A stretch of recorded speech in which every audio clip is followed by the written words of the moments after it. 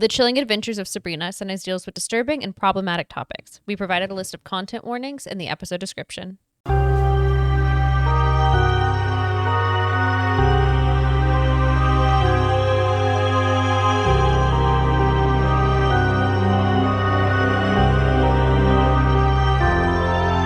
Hello and welcome to Dead Ends. I'm Emily. I'm Brenton. And we have the first episode of The Chilling Adventures of Sabrina for you. And if you were a little bored in this episode, it picks up. I promise. Yeah. I loved it.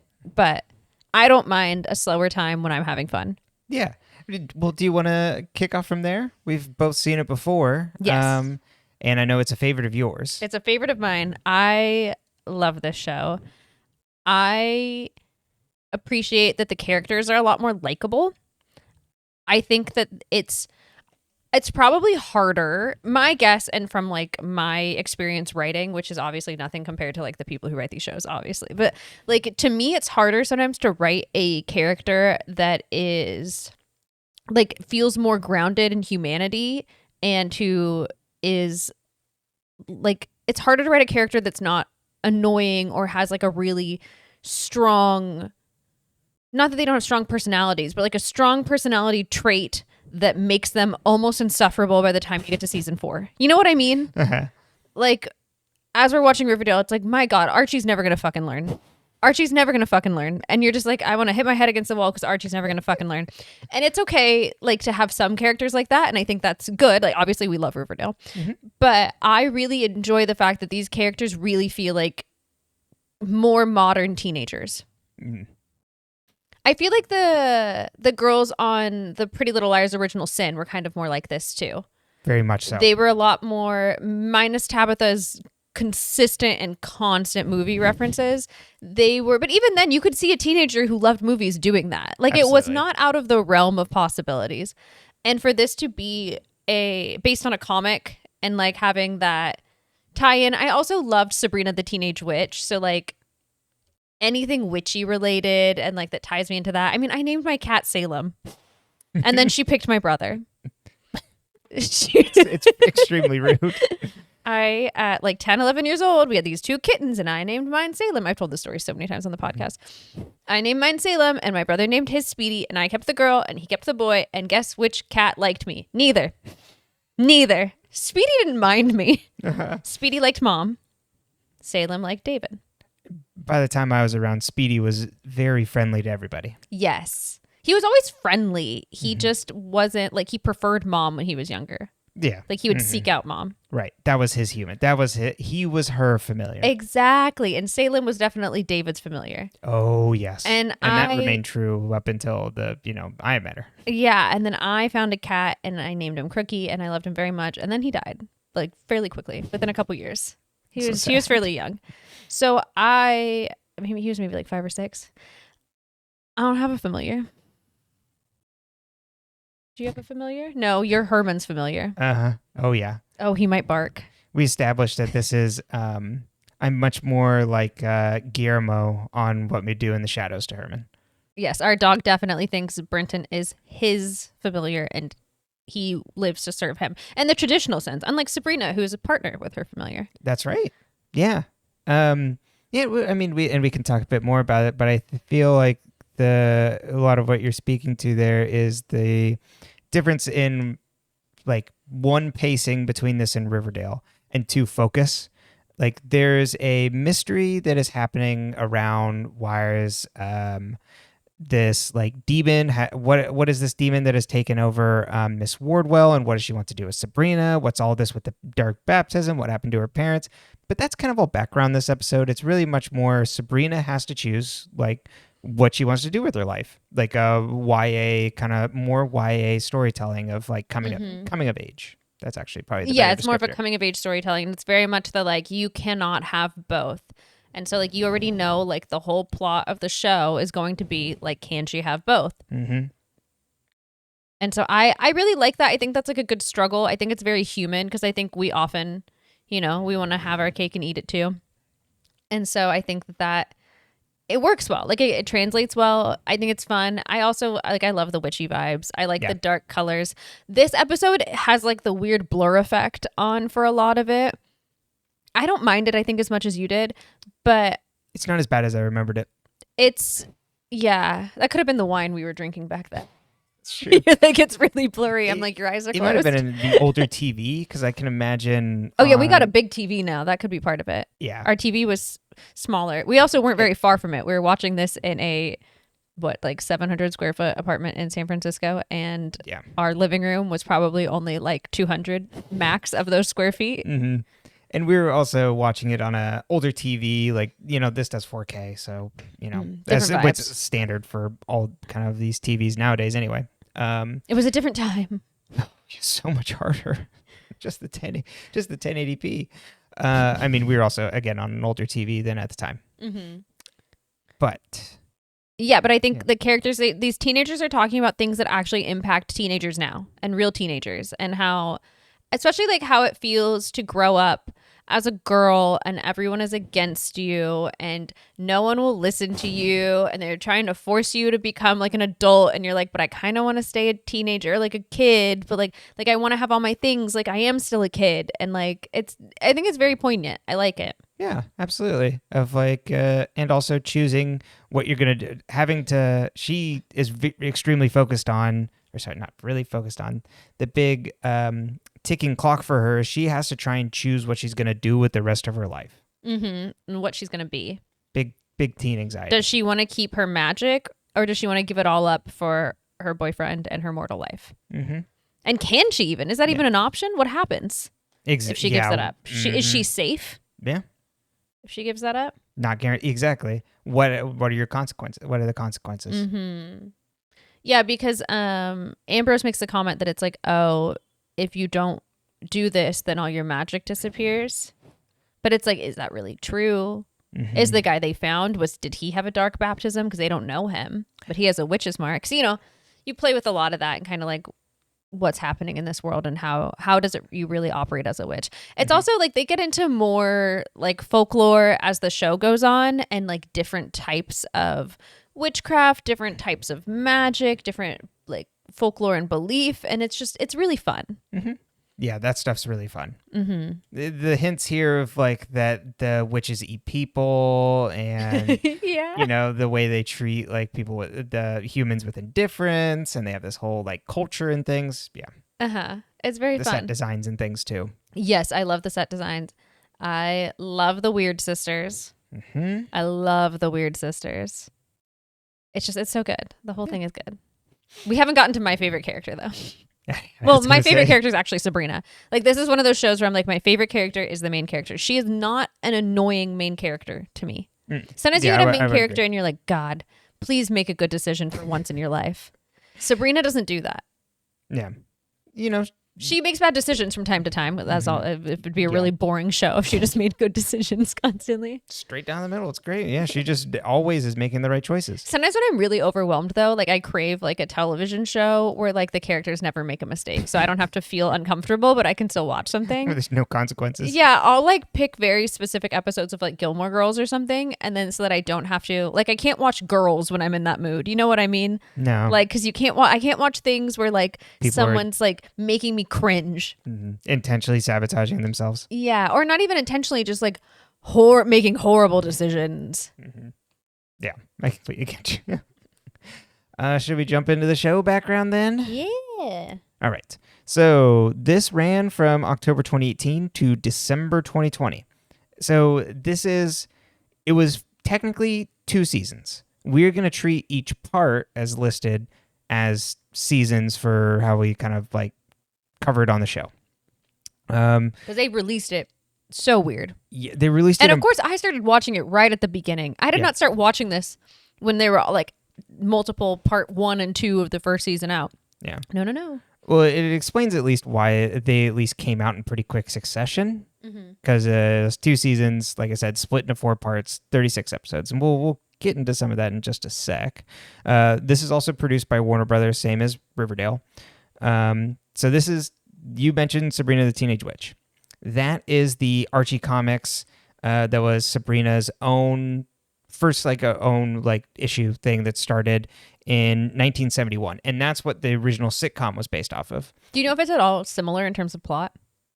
As what? Sabrina the Teenage Witch? Like, do you know if the original Archie comics and that show are similar at all? I didn't really like look into that in terms of like one-to-one there. It is comedy. Yeah. I know at least that those original strips are like, oh, she's immortal, she's got a boyfriend, and like, you know, they've got to balance hijinks like of you know, keeping their secret. And I loved that show. Did you watch it?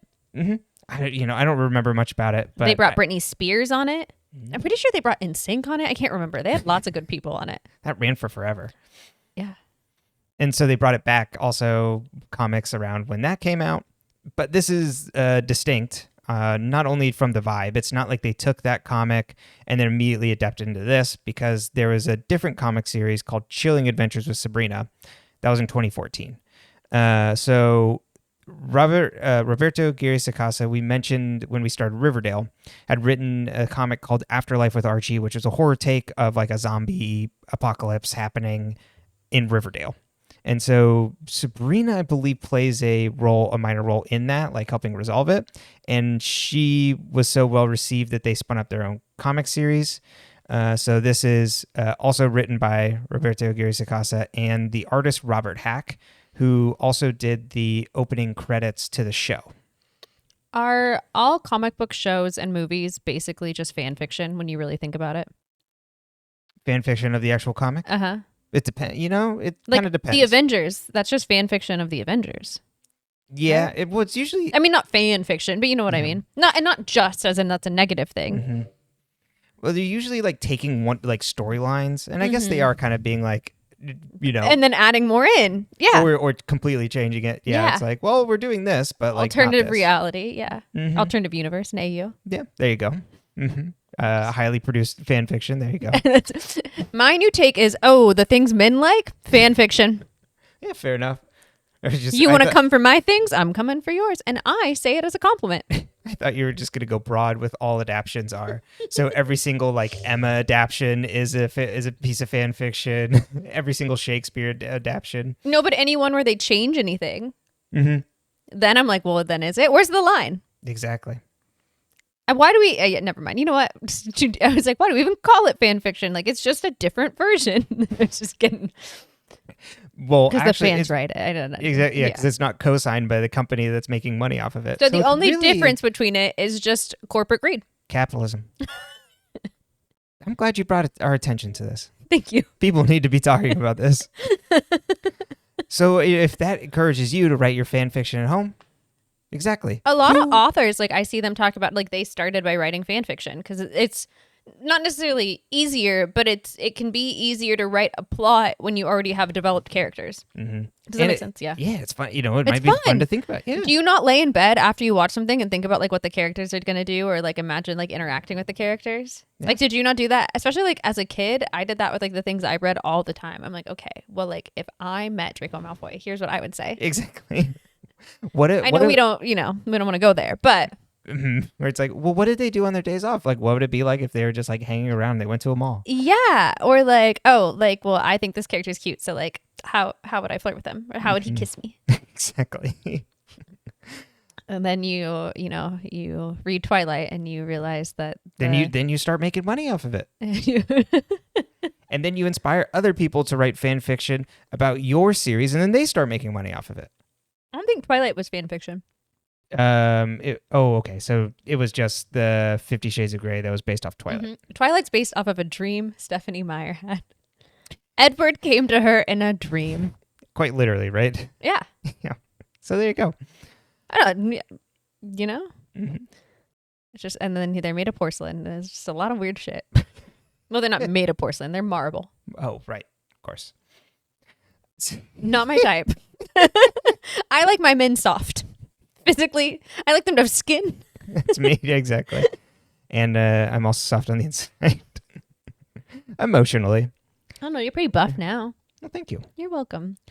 So the comic series is still ongoing. There's only 9 issues. It kind of seemed like from the interview I read, there was a article with I have it up. I believe it was Vulture. Yeah, talking to Robert Hack on the opening credits in the comic series. He originally was just doing like covers and things for like comics. This is like his first like comic series. But it sounds like Roberto Sacasa quickly got busy. Hey, Riverdale started in 2016. So the like comic series isn't like really, there's 9 issues total. And it's like supposedly still ongoing, I believe. They said they were going to continue this narrative in that when the show got canceled. Yeah, so maybe there's like, I think there was like a separate thing for that, like an epilogue or something. I should find that because I felt very unsettled by the ending of this. Yes. I have strong feelings, negative ones, about the ending. Yeah. So Roberto Aguirre Sacasa was the showrunner, developed this, and produced it. He also wrote 10 episodes over the run. So this was originally in development during September 2017 at the CW, which would make sense, and was intended to be a companion series to Riverdale. But in 2017, the project was moved to Netflix with a straight-to-series order because essentially, as the John Goldwater said, the producer, essentially what the Warner Bros. Said, it's like, yeah, they made a good offer. It's all about money. Because Netflix was willing to give them 2 seasons, 20 episodes straight to series order. So they ordered 20 episodes right off the bat. Sorry, I just shook the entire desk by smacking my microphone. And so in March 2018, like, I don't really know if this impacted any sort of like intended crossovers they're going to have. I think that's pretty unclear from what I was like reading, because they were essentially in 2018 saying like, yeah, these are just 2 separate entities for now. Like, but you know, maybe it's some way in the future we can figure out how to cross them over. So I don't know if the move really ever impacted that. We don't really hear that verbatim. Mm-hmm. And if it was more like, we're going to stand up these 2 separate shows, and then even if it was on the CW, it's like maybe in the future we'll figure out some way. The series is inspired by quote-unquote slow burn horror, so like The Exorcist and Rosemary's Baby, and then other quote great satanic horror movies from the 1960s and 70s. Which is funny because, so do you remember at the beginning of the episode how Harvey's complaining about the zombies moving too slow, and Sabrina's like, oh, it's like that's an old horror thing. Mm-hmm. I'm like, oh, that's intentional. Like they're telling us this is moving at a very intentional pace. Right. This is what we're doing. So the first part began on filming on March 19, 2018, and they filmed both seasons back to back, or part 1, part 2, quote unquote, season 1, and so it ended in that December of that year, and it premiered in October. So when it premiered, they were finishing up part 2. And then July 8th, 2020 is when the series was canceled at Netflix. Wikipedia says due to COVID-19, but if you look at the reference on Wikipedia, it goes to an article that's broken, like the link's broken. And then if you go to the deadline one, it just says it was canceled. And when we get to the end, I have a hard time believing that they weren't already kind of understanding that this was coming down the road, because that's a pretty definitive end, and I hate it. No, so there was a plan for more. I remember reading an article about that. He was aware that it might be the end because it was the end of the contract, so that he wanted there to be an ending. I remember reading this. I'll have to find the article. But there's a plan for more. That's why I've always felt very unsettled by it, because to me it does not feel like an ending. Gotcha. It doesn't feel like an ending to me. It very much feels like an ending, and a bad one. I don't like it, and it doesn't feel like an ending. The end. Well, find out what we feel in a while from now. Tell us how you feel. And so the other thing I was going to say about that is Netflix does this thing, and it's well known. So usually with shows, if you go like 3 seasons, then you restructure contract. And then that's when actors and other people on the show start getting paid more. So if you notice on Netflix that things only run for a couple seasons before they get canceled, that's why. So they do these funny things like this where it's like, well, there's 2 seasons, but there's 4 parts. So it's like you're really only still on the contract for 2 seasons, so you're not having to renegotiate anything, but you then release it and parcel it out like this. Mm-hmm. You know, obviously this doesn't apply to their biggest ones like Stranger Things, but didn't they parcel out Stranger Things? They're not all filmed at the same time. I mean, they're on like so it's a little different that way. Yeah. So it's streaming giants are really horrible and throw this all off. And then so finally the Satanic Temple had sued Warner Brothers because supposedly you'll see it in the next kind of upcoming episodes, but there's a statue of Baphomet that there's like, that's ours, and you're using it to provoke satanic panic. They're not even trying to provoke satanic panic. This is very pro witchcraft, in my opinion. Mm-hmm. Yeah. So I thought that was hilarious. But it could be their statue. I'm not negating that. I don't know. Yeah. All right. Move on to the cast. Yeah.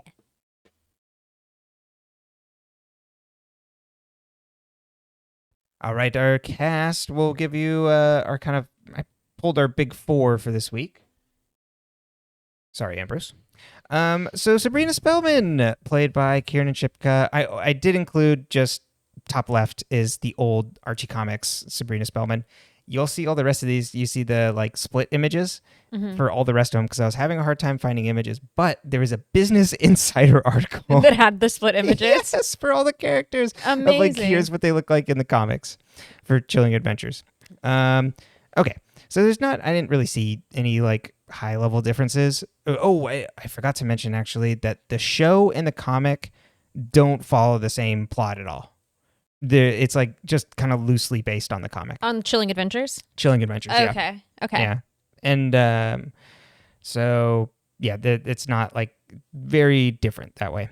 But talking about Kiernan Shipka, so she made her television debut at 5 months on ER. So she's been in modeling. She was a commercial print modeling when she was a baby. Mm-hmm.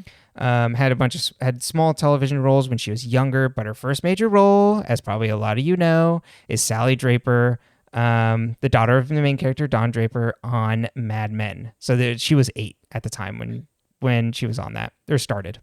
So ran through the entire series, 2007 to 2015. But like still doing tons and tons of things now. In 2024, she was in... I wrote down 5 movies. Girlie's working. She was in Long Legs, which I heard people talking about. Mm-hmm. She was in Twisters. She was in The Last Showgirl, which is the Pamela Anderson movie. Oh. Red One, which was that Netflix Christmas movie with like I think Dwayne Johnson and oh god, who was the other person? And then also a movie called Sweethearts. And then randomly, on her list of credits was she's now in The Sims 4. Her and her dog are in there. I love that for her. Mm-hmm. And then just a fun fact, she's allergic to cats and so was allergic to Salem on the show. Aren't we all allergic to cats? I'm like, damn, me too. I don't think you see after this first episode a lot of scenes of her holding the cat, and I think that might be why. Yeah, I definitely couldn't do it. All right. So then we have Ross Lynch playing Harvey Kinkle. So he was the only one that I felt like there was a difference in between the comics. He's like a football player and like fellow like student of hers. More like an Archie. Exactly. Yeah, that's the kind of more vibe I got. But Ross Lynch originally was the lead vocalist for R5, which is a pop punk band made up of siblings. All of his siblings. Riker, Rocky, Ross, and Rydell, and their family friend Ellington Ratliff, whom they met at like California, and then they ran for a while, but ended in 2018. And then Ross and Rocky started the Driver era, so that's their band now.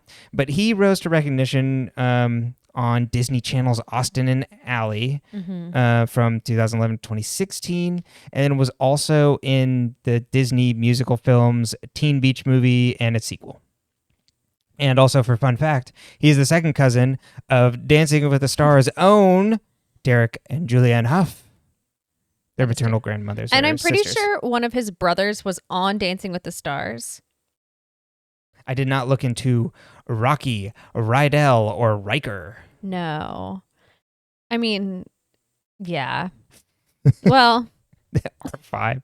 I think it tells you something when like there's this like family band being started up with all the brothers, but only Rocky and him, have the real taste for the music. Or still doing it. Yeah. It seemed like there is an entire, that I did not do a deep dive or anything on, there's just an entire fandom around Ross Lynch that, is not on my purview. So Yeah, no, I remember it being a big thing because do you remember he dates the girl who plays jazz? Right. Like in real life. He did. I think they broke up. But I Wait, remember that's her real name, isn't it? What's her name on the show? It's oh my god. Maybe I have this wrong and I threw it all up. It's okay. Look it up. You're okay. I don't know. Don't panic. Don't panic. Don't panic. Right, Save that as your a little refrain for you. Yeah, Rosalind. Yeah, Jazz Sinclair. Yeah. So I'm pretty sure he dated her for a while, like while they're doing the show and then after. And like I remember there being a lot of fandom around that. Like, you know what? Because people, it's kind of like the when Benny and Jughead. Oh, Lily Reinhardt and Cole Sprouse. When they dated and everyone was like, oh my God. Or when oh my God, no one's name is sticking in my head. When Veronica and Reggie. Oh, Camila Mendez and what is his name?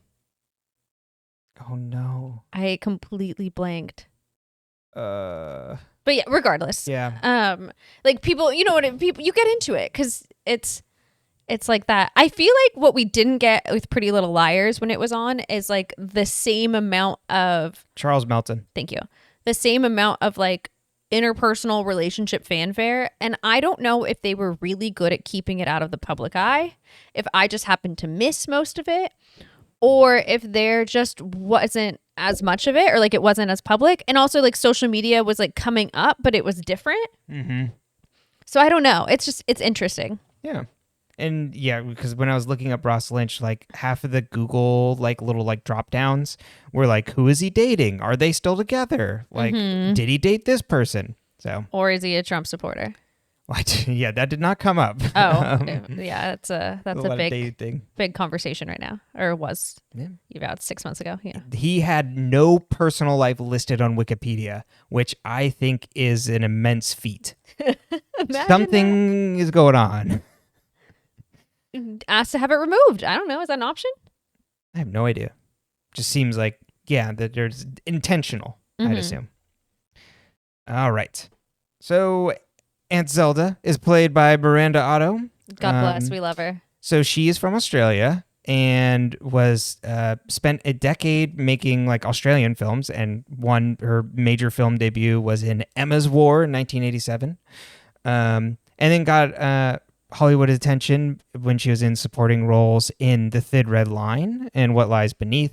But we all know her for her most famous role as Éowyn in the Lord of the Rings film series, as in the Two Towers and The Return of the King. Do you think that is her most famous role? I mean, to me. Okay. I was like, is it actually that? I bet more people know her from this now. Do you think so? Than The Lord of the Rings? I don't know if as many people pick her out of Lord of the Rings. Maybe. I could see that, yeah. I don't know. Because there's like certain people, like I don't associate Carl Urban with the Lord of the Rings series. Got it. And see, yet I think that's kind of where I was going to. Is like, is that what you associate her with? I mean, I do. But I mean, sound off. But I also really think of her in this because she really kills She's it. amazing. They're all amazing. One of the best things about this show is there is not a single weak link on this cast when they act. Nope. And even when it comes to like the younger characters and like Harvey and like all of them, like they're done so well and so believably. It's just so good. It's such a good show, and it makes me so mad that it got canceled. Yeah. And even with like Harvey, he's just playing a different register. Okay, so got distracted there. But she was in a movie called The Silence in 2019, which is a post-apocalyptic horror film with Kiernan Shipka, but also Stanley Tucci. What a crew. I know. I'm a little jealous. That sounds like a set that you'd want to hang out on. Oh, like that absolutely. sounds so fun. Uh-huh. And then reprised her role as Éowyn in the recent Lord of the Rings anime movie, War of the Rohirrim. And then was also in, I was just looking at TV credits, but 12 episodes of Homeland. If you remember that show. I did not watch it, but I remember Connor was really into it. I bet Jim watched it too. I didn't watch it. Yeah. All right, so our final cast member for today, Aunt Hilda, played by Lucy Davis. Obsessed. So she is actually the daughter. So he seemed big. As someone that I don't know at all because not British, but she's the daughter of comedian Jasper Carew is his like stage name, but his name's Robert Davis. So like he's a knight of he's like knighted. Oh, wow. Because she was able to get married in St. Paul's Cathedral when she married her first husband because he was part of the order of the British service or whatever. No way. Yeah. Jealous. So I'm assuming he's pretty big. But she was also in the 1995 Pride and Prejudice miniseries. I've never read my Pride and Prejudice, so people can tell me if Maria Lucas. I don't know. But she was actually, her kind of biggest role kind of starting was Dawn Tinsley in the BBC Office series. And was also in Shaun of the Dead. And then was also kind of following this in the first Wonder Woman movie. And do you remember another show I didn't watch, but it makes me think, but I always remember it because it was the failed Aaron Sorkin, like similar to 30 Rock show called Studio 60 on the Sunset Strip. She was in 16 episodes of it. It was like similar. It was like happening at the same time, but it was like Aaron Sorkin writing about like SNL.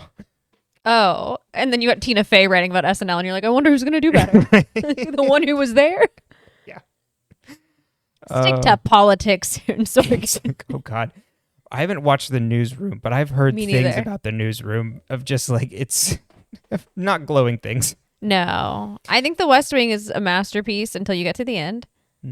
But I can't say much for anything else he's done. Yeah, I haven't watched most of the other things he's done. Social Network, that's good. I don't think I've seen that. Yeah. Oh yeah, we should watch it. I remember liking it. What was there's a scene in crap. Yeah, everybody should go look up reporting the news scene from The Newsroom. Okay. Yeah. Go have yourself a good time there. All right.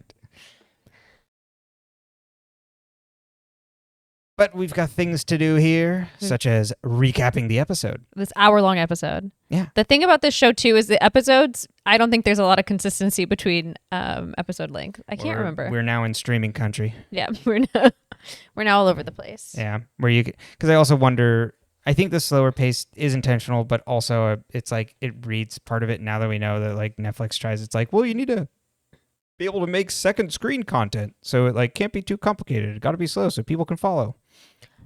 Do you think they were already focusing on second screen? In 2018, maybe. I don't know for sure. They were pretty established by this point. Well, yeah, they were pretty established. I just didn't know if like that was the intentionality behind. No, that's a good point. I don't know. Okay, but this is chapter 1, October Country. I didn't write it down here, but I'm going to pull it up right now. It is, I believe that this is based off of a Ray Bradbury short story collection. Oh, I should have read it. Before the podcast? Yeah. Oh. Okay, well, I'll tell you next time. Yep, 1955 collection of 19 macabre short stories by American writer Ray Bradbury. Macabre is like one of my favorite words. It is great. And then I was going to go macabre, like crow, too. It makes me think of crows. You know what I mean? Because it's like very like so for this Addams Family. Like there's a very specific vibe. Or raven. It could be a raven. Mm-hmm. For this episode, Emily will be playing Stolas. I would be. Did you look up what Stolas means? I meant to look up what Stolas' name meant. I did not. Okay. I don't have my phone, so oh, okay. We'll find out next time. Apologies. Well, here, borrow mine. We get Sabrina's narration introducing Greendale, which we've heard about before in Riverdale, and herself. She's a half witch, half mortal, and she's a witch on her dad's side. And on her 16th birthday, she'll have to choose between the mortal world or the witch world.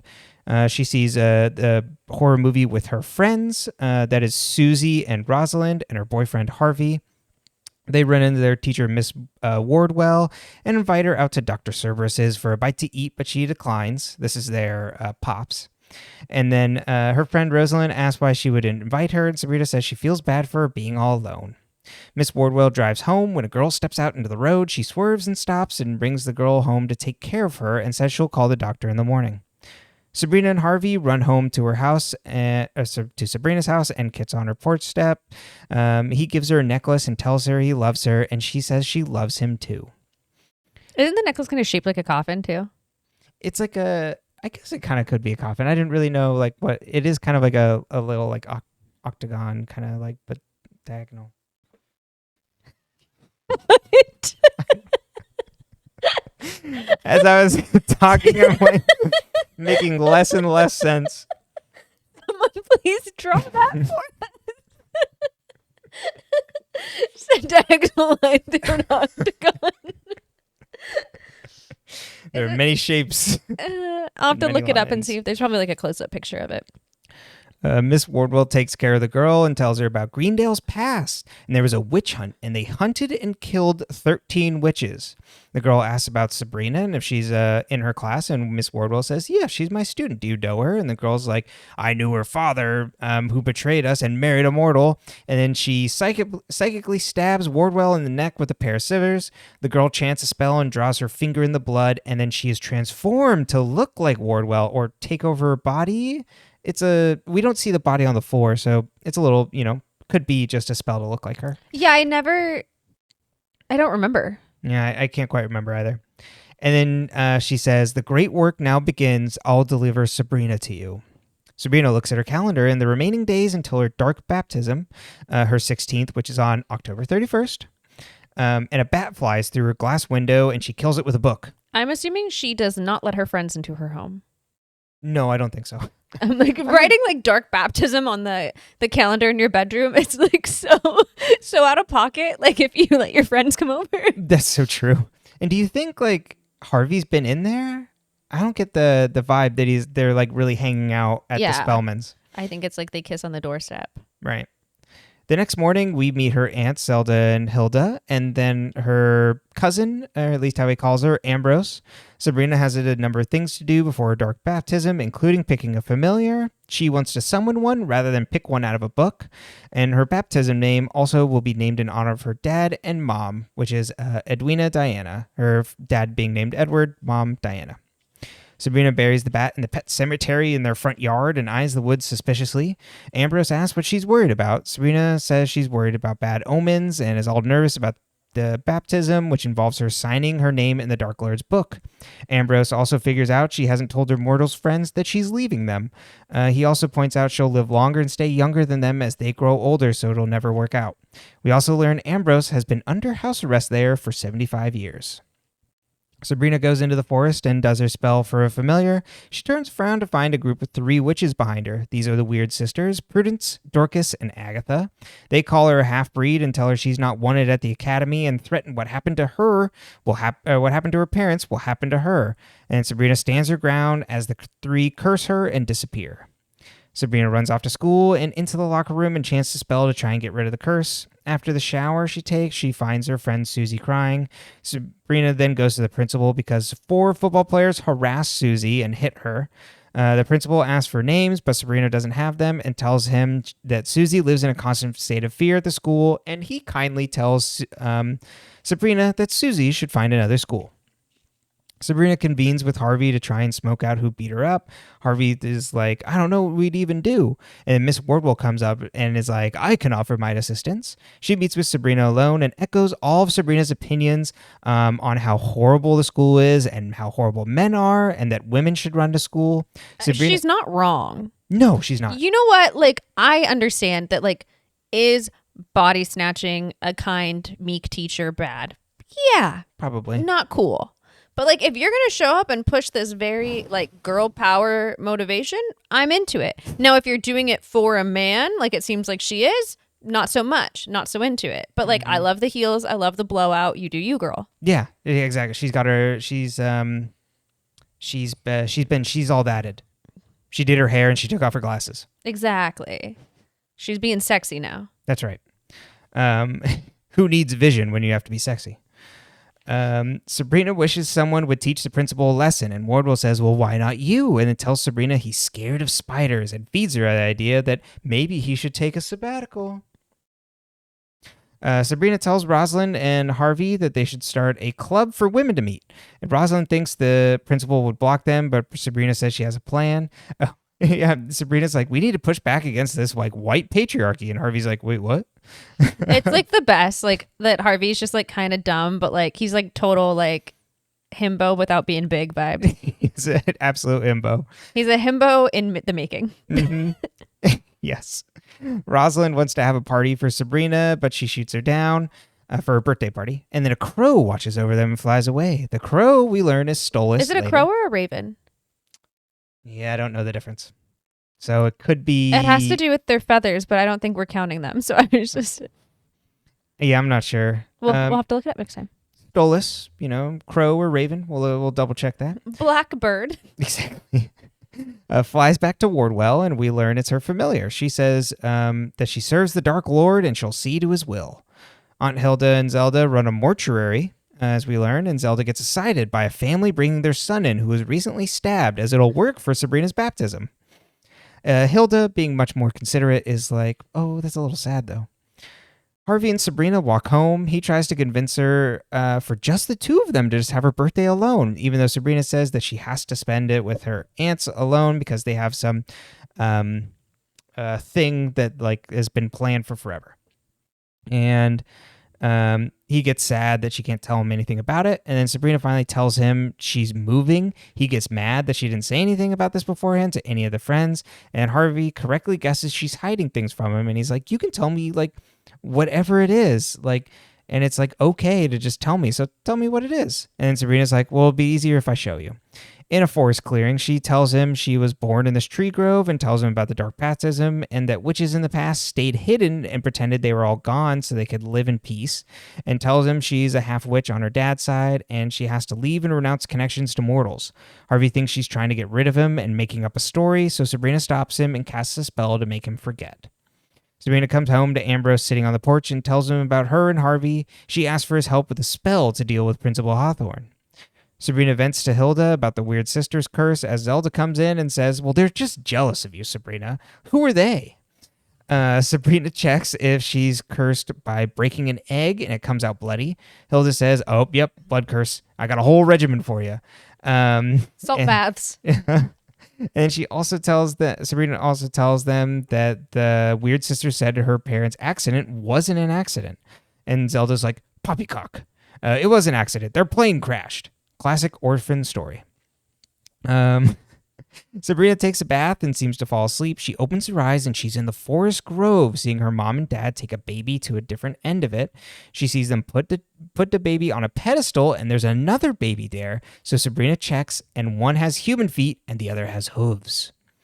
Sabrina and Ambrose work on their spell to get back at Hawthorne. They use Hilda's spider familiars. Ambrose asks if she really doesn't want to kill him. And she's like, no, don't kill him. And then he puts his photo in a glass cage with the spiders and chants a spell. Principal Hawthorne sleeps at his house as tons of spiders invade his home. He freaks out as they crawl over him and into his mouth. So does Brenton. Yeah. I hate to give up how you could really mess with me if you're trying to curse me, but please don't. They're not allowed to curse you. I'd curse them back. Okay, thank you. You're protected. Oh, thank God. It is terrifying. No, thank you. What's worse, those or like one large giant spider? One large giant spider. Really? Yeah, because I assume the one large giant spider is going to put me up in a web and try and eat me. Oh, okay, that's fair. You know what? And with I could see why you'd be worried about that with the content you've consumed. Yes. Lord of the Rings. Sabrina goes to bed and finds her window open with claw marks on the sill. She hears a voice and sees a dark creature behind her screen, but it turns into just a black small cat. Zelda doesn't understand Sabrina having Salem as her familiar. It's like, why would you choose that? Sabrina asks to postpone her dark baptism, and Zelda says, absolutely not. Sabrina vents about Harvey and taking things to the next level with him, and Zelda's like, did he defile you? And then tells her that also that in order to be accepted, they have to be virginal for the dark baptism. Hilda asks if she doesn't want to join the church, and Sabrina's like, well, like, I don't know. I don't want to, like, I do want to join the church, but I don't want to give up all my human stuff, human side yet. And Zelda yells that her parents wanted this for her and has Hilda back her up, and Zelda tells her she has no choice. Ambrose talks to her later and says that if she isn't baptized, her gifts will disappear. Sabrina says she wants to be sure, and Ambrose is like, well, you'll need to find a malum malus, which can provide insight on what you should do. You'll find it in an orchard at the oldest tree. The older, the better. And we see a crow watching them. Stolas flies back over to Ms Wardwell and catches her up, and she doesn't like that Sabrina would stray from the dark path. Sabrina and Rosalind come into the principal's office and find Hawthorne's not in, but the assistant principal is there to grant their club request. They run out in triumph and get Susie and tell her the good news. The librarian comes over and is like, Miss Wardwell would like to see you, Sabrina. Miss Wardwell tells Sabrina she'll be the club's faculty advisor and asks if something else is weighing on Sabrina. Sabrina says she may be going to a different school, but isn't sure about it yet. Wardwell asks, are you only uncertain because it's about a boy? And Sabrina's like, well, Harvey is part of it, but all my life is here in Greendale. And Wardwell says they should get together after school and we'll kind of hash this out. And Sabrina's like, well, I have plans after school, actually. Ambrose inspects a dead body and finds something odd and calls Zelda and Hilda down. There's a dark mark on the body and the boy doesn't bleed. We learn that it's a witch's mark, which means he's a witch. His name is Connor, too. Connor. Okay, perfect. So Witch Hunter must have gotten him. Ambrose wants to notify the other witches, and they all worry about Sabrina, and Hilda mentions maybe Sabrina should talk to someone in the church that's not them, and maybe someone close to the Dark Lord.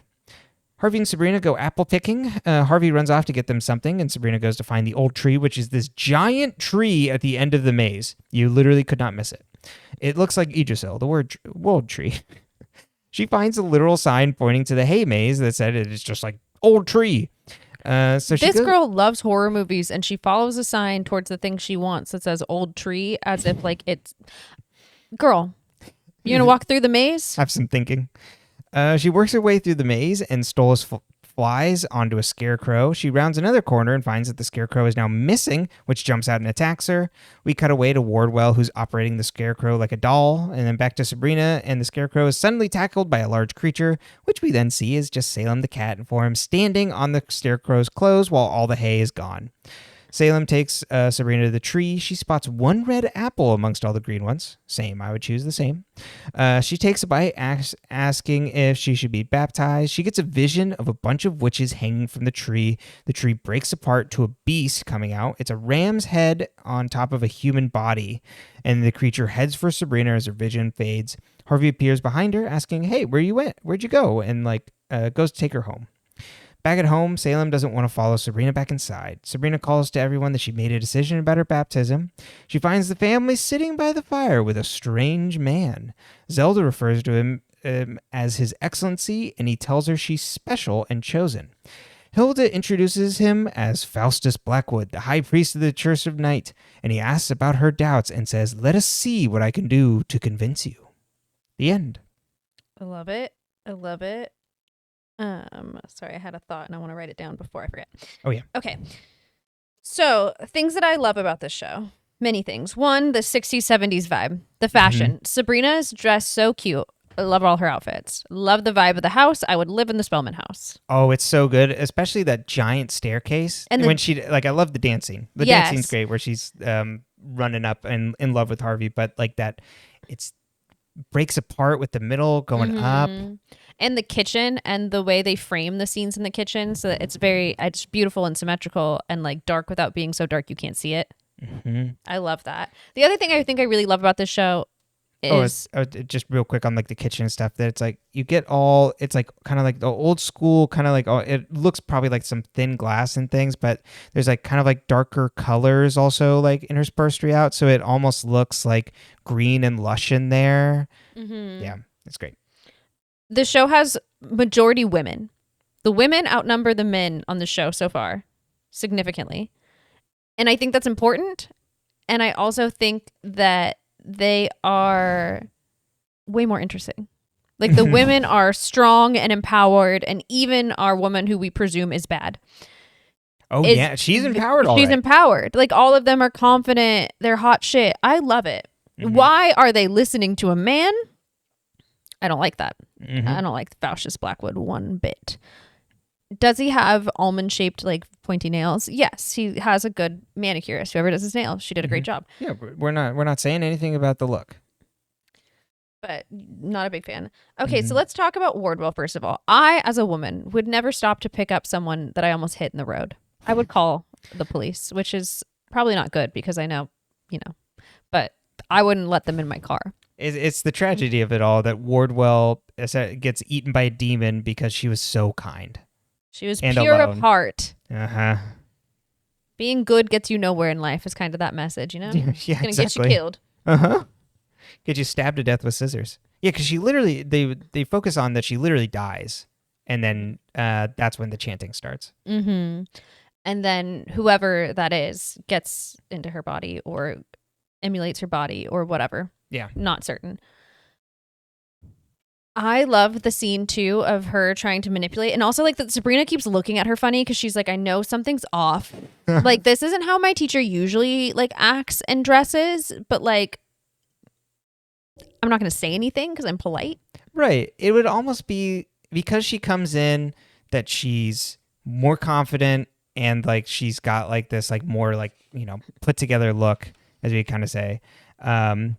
And then she's also kind of saying things that it's like, oh, cool. Yeah, you do understand me then. So of course you'd be like, yeah, okay, she's great. Women should run the world. Uh-huh. Sabrina's not like totally bought in as like, oh, we're besties now, but it's like, cool, like look at you go. Mm-hmm. Okay. Then I have go ahead. On what? Yeah. Wardwell's so fun as just this, the at least demon that is inhabiting Wardwell, as this like evil presence that's lurking around, that's like puppeting her and things and like messing with her, and that she's so powerful that we already see here is fun. And I like that we now have gotten from multiple directions. Everybody wants Sabrina. Mm-hmm. Blackwood wants Sabrina. Wardwell wants Sabrina. Her aunts want her. Like, Harvey wants her. Everybody wants Sabrina, but not in this, like... We don't know what their motivations are. We know her friends want her from, like, a very pure space. But we don't know... And we know her aunts, we presume they just love her, Right. They want what's best for her and to keep her safe. And they believe they're doing the right thing. But we don't know why Blackwood and Wardwell want her and why the Weird Sisters hate her so bad. Mm-hmm. Yeah, at least for the aunts, because of the way... The Church of Night is very much, hey, what if we took modern religious like traditions and customs and applied it to like it's so Catholic. Pagan rituals. It's so Catholic. It's specifically Catholic coded to me because it's the father Blackwood. It's very. I mean, he's a high priest, so I guess that's a little different, but it feels Catholic to me. Yes, very much. The imagery feels Catholic too because I think even the way he kind of dresses, it's very Catholic. Yeah, like a priest. Because Mm-hmm. I think he's got like kind of the flat collar. Mm-hmm. And then also the way Zelda reacts of like, no, you have to get it. Well, Yeah. It's called a baptism. But that's all Christianity has baptisms. And when you're right, Catholic Church baptizes you really young, whereas like other churches you choose to be baptized. Oh, okay. You decide when you're going to be baptized and you make that choice. Mm-hmm. So at least Christianity pulling in there. But that Zelda is like, no, there's no other way. Mm-hmm. Because you can kind of get that it comes from this like very devout sense. Because she, later when Sabrina's like, who are you to like Blackwood, who's in the house, and Zelda's like, you bite your tongue. Like that's, it'd be like as if you were disrespecting the father who's like come over to have dinner with your family, except that, it'd be more, I guess, like a bishop related to the Catholic. That it's like, yeah, there's like traditions and customs we follow. Like this is the way things go, and these are the way things are going to be, Sabrina, and you can't deviate from this path. Uh-huh. It's also like the everyone is so mad that her dad married a mortal, but everybody wants her. Mm-hmm. I just think that's interesting. It's Yeah. like, oh. I mean, obviously not the Weird Sisters, they call her a mutt, but it's this, like, what makes her so special even though she should be half as powerful? Right. If you're playing by like the rules that like somehow like mortals, I don't know, we don't know. We don't really know how the power system works, but But yeah, you can at least maybe kind of guess from the Weird Sisters that her outsized importance is known throughout the community for some reason, but like, she's not connected to that community. And so they're saying the exact same thing of like, well, what makes you so special? Exactly. But for them, it's jealousy. And for the others, it's like they know she's special. And Sabrina doesn't know she's special. Mm-mm. Harvey tells her he loves her. We love an emotionally mature man in a relationship. Well, boy. But I love that we're not playing like a will they, won't they right off the top, because it would take away from her story. And this is her story. This is not about Harvey. Harvey is part of her story. I just think that's really important, and I think that's really different. Absolutely. Yeah, when they make the choice to start the show essentially in media res with like Sabrina coming up to this big decision, it's better that it's like it's so much harder for her to make this decision because she actually really likes this guy, and they're both openly, like as she says later, we take it to the next level of like, we are both openly being more vulnerable with each other. So this makes it that much harder for me to have to choose. Like you immediately are put in the position of, well, how is she going to choose? Well, I don't know that, we don't see that other side. And from our perspective as viewers, it's like, that seems darker, scarier, more callous, more cruel in a lot of ways, of like the ways they like, she gets treated by the Weird Sisters, but then also the way they like talk about humans. Ambrose being like, why don't we just kill him? Zelda being like, yay, we have a dead body that we can go in there. Where Sabrina and being our POV related to the audience, we understand the, as humans too, the more empathy caring of like rounded of real humans. Yes. I really love the fact that she tells Harvey, and then she tells Harvey that she's a witch and she has to take it back because he can't handle it, even though he's promised that he can handle anything. And how it confirms that fear of hers that like, I think she will never be able to fully belong to Harvey because he cannot, and in his current state. Right. Because he cannot handle what she is.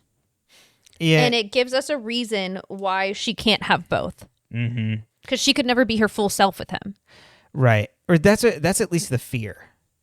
Because that's how he reacts. Well, I think in that scene, he thinks that she's pushing him away by making up some wild excuse. That's how I at least got that he's like, I feel like you're just trying to like push us away. So it's the same thing though. He will not believe her. She can't be her true self. He will not believe that she's telling the truth when she is. Yeah, and how can you expect him to? I mean, it's not a dunk on Harvey. Yeah, exactly. Yeah, if someone told me they're a witch, I'd be like, okay, yeah, sure. No, it's just teasing. Powers like says like, oh, I was born in a clearing and all that. I've never told you my birth story. Yeah. I should preface it with like, as in someone who's literally like, I can like. In like the way witches appear in this show, I understood. I was just teasing you because I was like, well, because that's not deck. Yeah, there's lots of people that identify as witches. Yeah, so I wanted to make that clear for the audience and for those of us that live in his home. That's right. So Sabrina's nightmare, I really like this because she sees two babies, and it is her two paths. It is down the road of night, and with hooves. And then her mortal life. And she doesn't like the hooves. They scare her. Yeah, because they're not horse hooves. They're satyr hooves. Jesus Christ. I just think it's really good and it's really interesting. I like that they play with this imagery. I also love that she pushes back against this virginal shit. Like all of the anti-feminist shit that is found in society and religion. Sabrina is just like such a good little feminist. Yes, like absolutely. She is going to fight. They're really hitting the nail on the head. That stuff's good. And they don't get too preachy about it because I feel like that also can not. I don't think you can ever get too preachy about it, but I know people feel that way. And so I think they do a good job of like making it a part of her character without it feeling like out of. It feels less abrupt than the way Tabby would throw in movie references. Yes, does that make sense? True. Yeah, because she's like.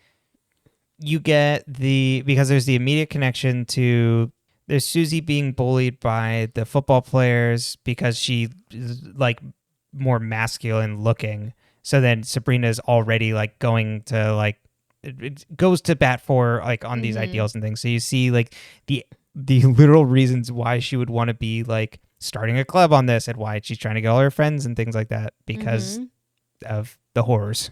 Exactly. I love that Sabrina too, like part of why she wants to stay is to help protect her friends. She cares about people. Sabrina cares deeply. Like that is a huge, important part of Sabrina. She is super empathetic. I also love, do you remember what mal and malice means? Yeah, it's bad apple, right? Apple evil. Apple evil, yeah. Malum is apple and malice is evil. Hearing it in the we had to pause and turn on the subtitles because hearing it in the accent with words we were unfamiliar with, so it's like, okay, we had to look it up. What is that? I love the school library. I think the most fantastical part of the show is the fact that this school has this gorgeous. beautiful library with these these framed pictures and like these couches. You know what this like, man fireplace. Always does in all of his shows? These teenagers get a lounge somewhere. You get a couch at your high school. My high school, the only couch you were going to find is maybe backstage of the drama like stage if there was a production that involved a couch. Yeah, no student lounges. We love this vision, you know. That's why I'm all for it. That's why we come to television and film, the fantasy. The other like big thing I wanted to talk about was that Salem will not come into the house when Blackwood is there. Salem is not like a, specially bred for it, familiar, trained, or whatever. But Salem is like, no. I will not do that. I will not come in while he is there. What does that tell us about Blackwood? As if it isn't already. He's a pretty intimidating presence by the time you get in anyway. It's like, why are you so eager to try and convert me? Yeah, why does he want this girl so bad? I think those are like the big things to play with. Obviously, we want to know why Ambrose is on lockdown. Yeah. We want to know why Sabrina can't just be both. Well, yeah. Well, for Ambrose, he's a very fun president as like the older brother, but like he's like lived many lifetimes already. But he's just so charming. He's so charming. He's played so well. It's so good. We'll have to get into him on the next episode. Yeah, so I'll definitely have him written down. But the other thing I wanted to bring up back to religion was Sabrina's statement. Like she's like, I don't want to be a virgin. Why do I have to be a virgin in the book? But it's a lot of it boils down to, I don't want to give up who I am for this religion that I don't know if I believe in. Yeah. And I think that is like such a good sentiment. And it was fun to do it this way because if you had done it in like a religious person, like a Christian person doing this, people would have been like outraged. But because it's like witchcraft, like people I think would be more tolerant to that message. Yeah. I don't know how many people were watching this that were like, like open to that message, but I thought it was such a good message. Totally. Yeah, that's actually a good point. I didn't see anything on like, in the time we grew up, this would have been like flashpoint for conservative religious groups being like, how dare you? And I don't remember hearing anything that rose to the level of like big news and pushback against this show. But I think maybe just more sign of the times and more things around for them to. Was it big enough for that to get that kind of attention? Yeah, so that's the other thing that since it's on Netflix, I don't have ratings to go off of. But I mean, I know this at least had It did really well on Netflix. It was always at the top. And had a big fandom around it. So, but yeah, I was like, oh, that's curious. I hadn't seen anything about it. So yeah, maybe it just didn't percolate out in the same way as like, God, when like Harry Potter was coming out when we were kids. Different times now.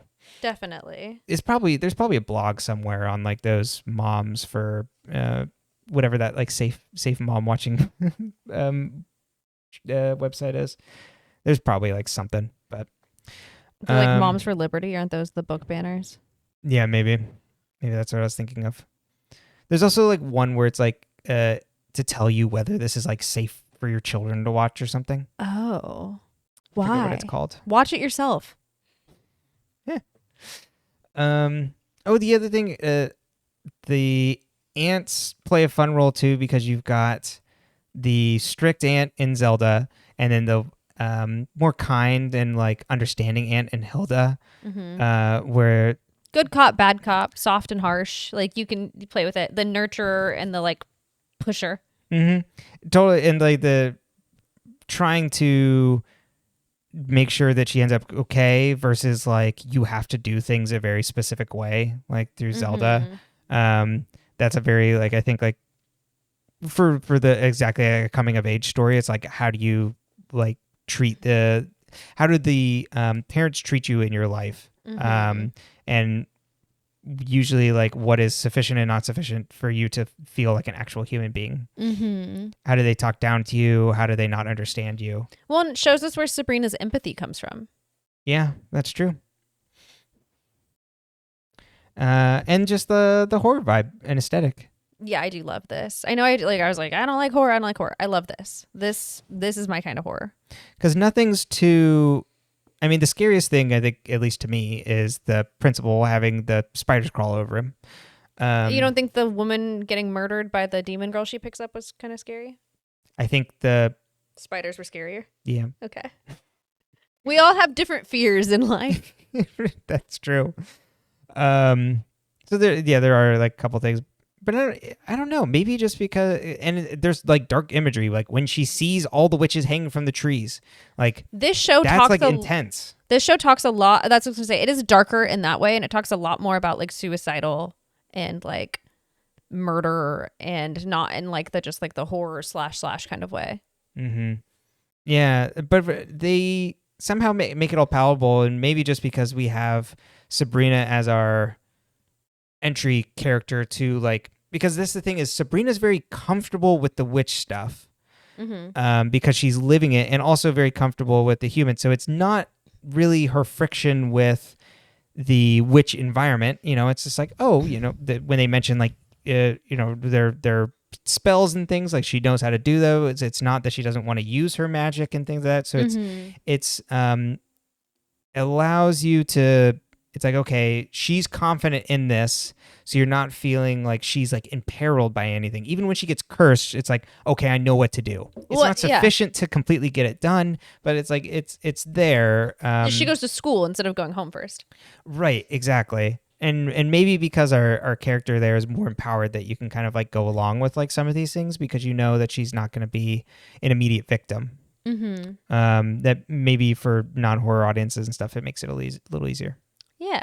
Yeah, and as it goes on, that'll be something that I know I had some friction with the first time, is the dichotomy between how Sabrina acts and things as human versus like as more and more witch things come into her life. I remember having a little bit of friction there, but we'll see. Interesting. Well, yeah, I think that's it. Oh, I'm excited. Yeah. Final thing, actually, I will say is, this is, I think, fun to talk about. It a little slow to watch, just because it's like slowly introducing all these things. But it's good stuff to turn over in your head. I think it's a good setup, though. It gives you a strong foundation. Yeah, absolutely. So yeah, I think that is it. We'll be watching 2 episodes through the rest of part 1, and yeah. Then we'll be getting back to Riverdale and kind of going back and forth. So we'll keep you updated on the schedule.